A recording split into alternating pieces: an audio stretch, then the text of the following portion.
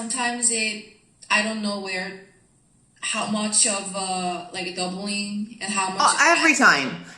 Like it's inequivocal in Italian. When a consonant is plain and it's supposed to be pronounced plain, it's really sweet and it's actually almost unperceivable. But when they are doubled and when they are spelled doubled, even though in one word we have a couple of doubles, we have, two double consonants, we pronounce strongly all of them. And if we have a syntactic termination, a doubling that's not spelled, we do it very strong.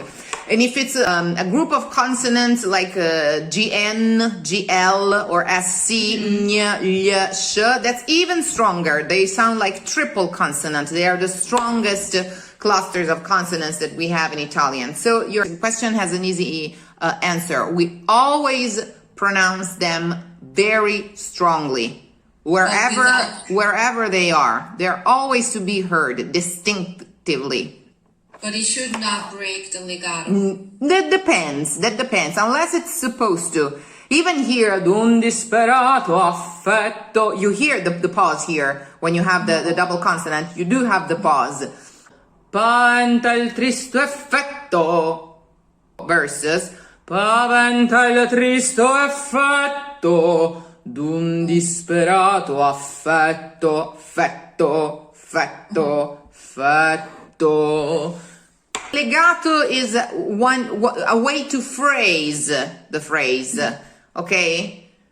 So, paventa il tristo effetto versus paventa il tristo effetto. I pronounced the doubles strongly, but I didn't break the legato. I didn't pause the phrase.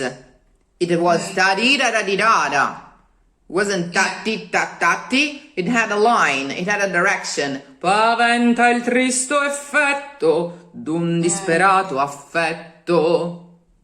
You see the difference? Yeah, I do definitely hear the difference. Okay. Good question you just asked, because legato is the very nature of the Italian language. Legato is the natural shine that Italian vowels in their volumetry, in their perfect geometric volume and shape, naturally shine with. They're shaped in a particular way with the mouth as relaxed as possible, that they kind of produce this steam. I always make the example of the Milky Way. Like in the Milky Way, you have many stars, but you see one Milky Way because of the melting together of their shine. In Italian, happens quite the same. Since it's a very shiny language, the shine, the reverberation, the natural reverberation of the right vowels juxtaposed, put one after another, produces what we call the legato. That is some sort of a continuous buzz, okay, that never goes away in spite of the consonants coming in between. Paventa il tristo effetto, paventa il tri. So it's both things. It's not just in the way to pronounce the consonants, and it's not just out of drama, although the drama can somehow enhance it, but it's the way you conceive the language on a side of the sound, not together with the sound. Like German, it's really very much in the mouth. So in German, vowels are like sausages, full of sounds, and they're closed. Okay, they are sealed, and they're one after another. In Italian, you have this flow of voice that is continuous and undisturbed, and the language is abstract and stays next to it but separate from it. As it's the most common example I always make, and I made it in my book as well. When you're doing, shadow puppets, we call them Chinese shadows here in Italy, okay?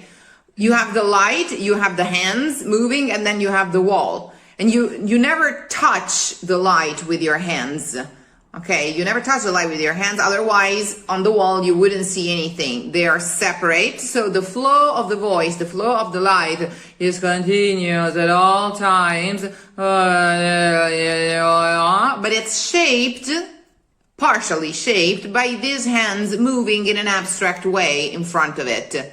Okay. Ascostati, paventa il tristo effetto, dum disperato affetto. You don't chew on the language, you don't make the language, you don't make shapes. That's way more proper of other languages that for this very reason have vowels that change in time. A, I, L, R, O, okay? In other languages, for example in English, vowels have an evolution in time. They last more than Italian vowels, and they have an evolution because they are very chewed in the mouth. In Italian, that doesn't happen. They are very still, and because they are very still, they have a particular and immediate shine that lasts with a peculiar vibrato and that melts together when you put them one after another, the vowels, creating this effect that is the legato. So it's a mixture of untouched flow of voice with language on a side that shapes it but doesn't touch it, okay? Doesn't touch it somehow. And perfection of the vowels that will have the right quality of a vibrato. Paventa il tristo effetto, d'un disperato affetto. Together with the intonation of the language. Try again. Ascostati. Ascostati, paventa il tristo effetto d'un disperato affetto. Brava.